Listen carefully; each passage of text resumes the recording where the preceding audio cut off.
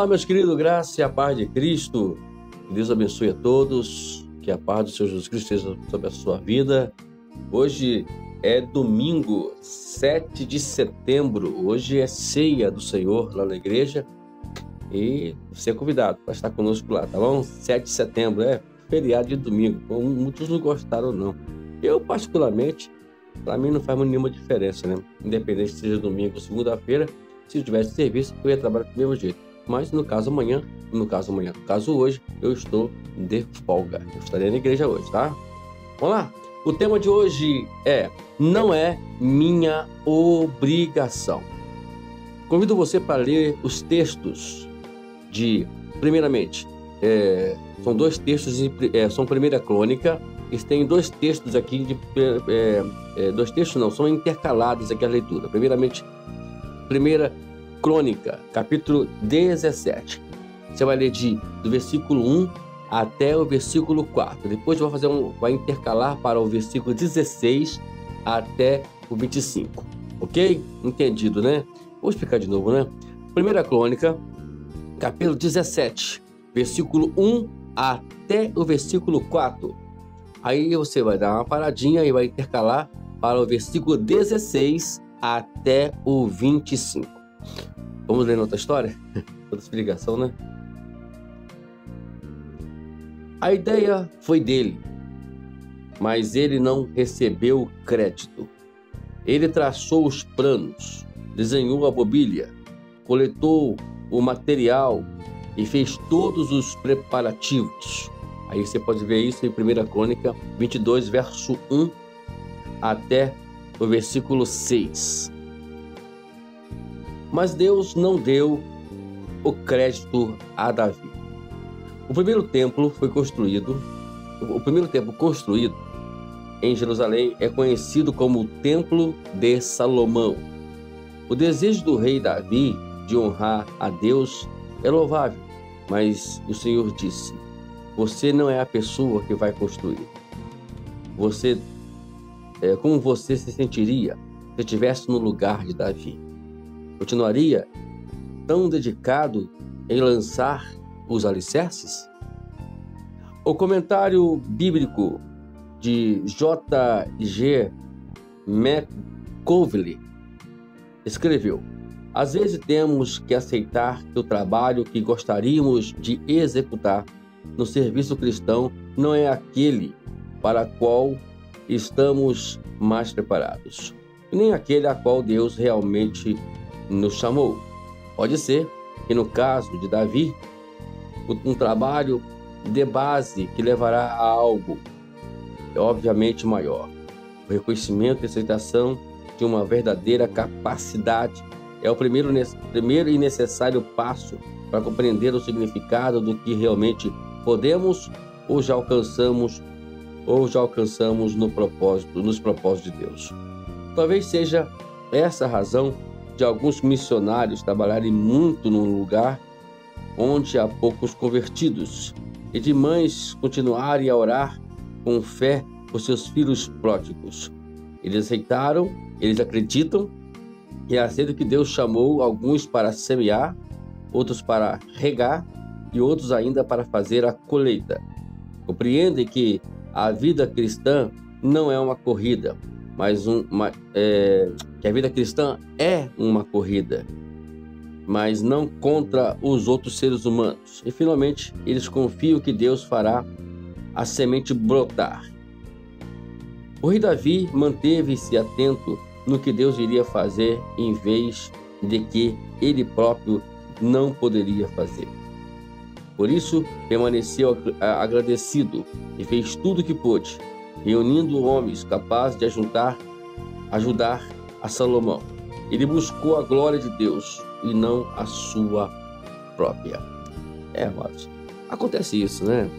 O projeto é de Deus, não é nosso. É a primeira coisa que nós temos que entender, né? Não é porque você projetou a igreja, né? Que você projetou aquele trabalho que você tem que estar ali vitalício naquele trabalho. Não existe vitalício, né? Em trabalho nenhum que se refere ao reino de Deus. mas que aí algumas pessoas colocam como presidente vitalício, nunca mais vai tirar ele. Não, não existe isso, nem poderá existir, né? Então, aqui a questão toda é que a obrigação não é nossa, a obrigação é de Deus. E nós estamos aqui apenas para cumprir o que Ele ordenou para fazermos. Então, não existe aquela coisa que eu tenho que fazer. Não, tem coisas que Deus pode mudar a história, né? No caso de Davi aqui, Davi foi um rei, um grande rei de Israel. E de repente, quando chega o momento dele poder ali concluir, né, o seu trabalho como rei, em construir o templo, Deus chega para ele assim, não é você não. Você não vai construir o templo. Aqui está o desenho, aí vai e mostra o desenho para ele, está aqui o desenho. Tá vendo o desenho aqui? O que você achou, Davi? É um templo muito bonitão. Dá para o teu filho Salomão, ele que vai construir esse templo, não é você. Bom, se fosse um de nós, né, talvez ficaria frustrado, ficaria raivado, poxa vida, eu projetei tudo isso, e começou com... Não existe isso, né? Eu achei por bem, uma vez, de entregar o ministério, né? Eu poderia muito bem lutar por ele, trabalhar com ele, mesmo em situações adversas, mas eu entendi que muitos anos atrás Deus tinha me dito que aquele ministério não iria perdurar nas minhas mãos. E eu aceitei a proposta, né? Que Deus fala com a gente. Deus falou comigo sobre isso. Então a gente tem que entender isso, a gente trabalha dentro desse projeto de Deus. Como nós podemos ver aqui, um vai semear, o outro vai regar e o outro vai colher, né? Talvez aquilo que você semeou, outras pessoas vão vir e vão regar. Aí outras pessoas que vão, aquele que regou, ele vai sair fora da cena, né? E vai entrar aquele que somente vai colher. Quantas pessoas estão colhendo hoje por tudo que você já semeou, tudo que você também já regou? Mas faz parte do projeto de Deus. Deus quer nos ensinar uma coisa única sobre tudo isso. A obra não é nossa, a obra é dele, né? A obra é dele. Então, não existe isso. Inclusive, a igreja que eu estou dirigindo agora, também, a gente não fica preso a questões, né, de templo. Eu acho que a igreja ela é uma igrejona bonita, né, grandona, né? Ela tem 15 metros, 20 metros, mais ou menos, assim, de comprimento. Eu estou ainda em dúvida, ainda que perguntei, mas é grande, tem 8 metros, 7 metros, não sei, vou ver direitinho, mas de largura. Uma igreja grande, né? E nós estamos aí, trabalhando lá, devagarzinho, mas estamos trabalhando. Só Deus sabe se aquele projeto também, ele vai perdurar nas minhas mãos ou não. Mas uma coisa é certa, vamos trabalhar enquanto estivermos na frente do trabalho. Vamos trabalhar. Então, talvez aquilo que você acha que você levantou, que você criou, né? Lembra que não foi você, foi Deus. E tudo tem o seu tempo. Nada nos pertence nesta terra. Igreja, grupos, família, né? Tá aqui, demos exemplo da família aqui. Os filhos não são nossos.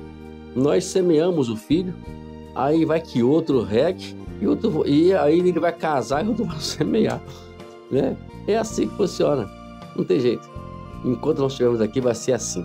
Então, amado, está aqui, né, uma lição muito boa para a gente aqui.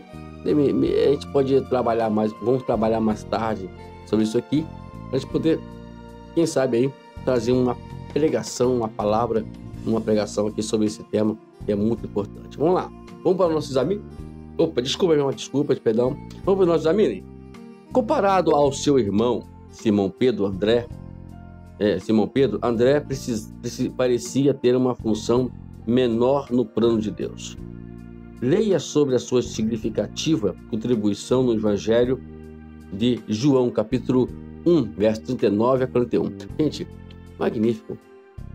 André, você vai ver que André, a partir de então, André aparece em cena 3 vezes, não falo memória, na Bíblia, né? A primeira é quando ele leva Simão, teu irmão, para Jesus. A segunda é quando ele é ele que dá a ideia a Jesus, assim, eu tenho lá fora, o Felipe ficou meio nervoso lá, porque é uma multidão para se alimentar, e André olha lá e apresenta, Jesus, tem um menino que tem 5 pães e 2 peixinhos.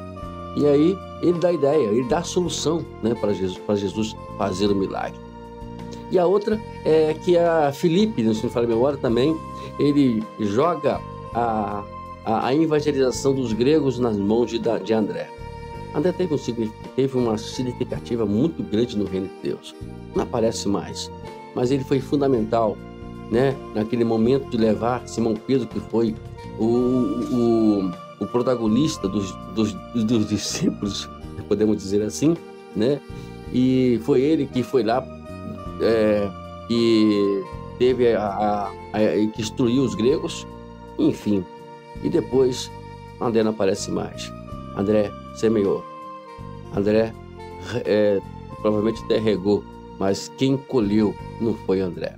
É assim, não é injustiça, é reino. O reino de Deus é assim que funciona.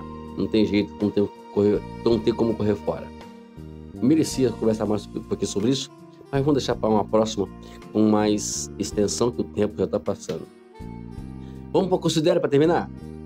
Como a compreensão de que não há trabalho insignificante aos olhos de Deus orienta a forma de servir o Senhor hoje. Não existe insignificância.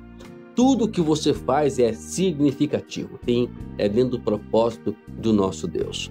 Então, por isso, não pense porque você está fazendo um trabalho que não é visto pelas pessoas, que é insignificante. Ao contrário, Deus está vendo, é o mais importante. Para o reino dele, é o mais importante. Tá bom? Deus abençoe e não é minha obrigação. Amém.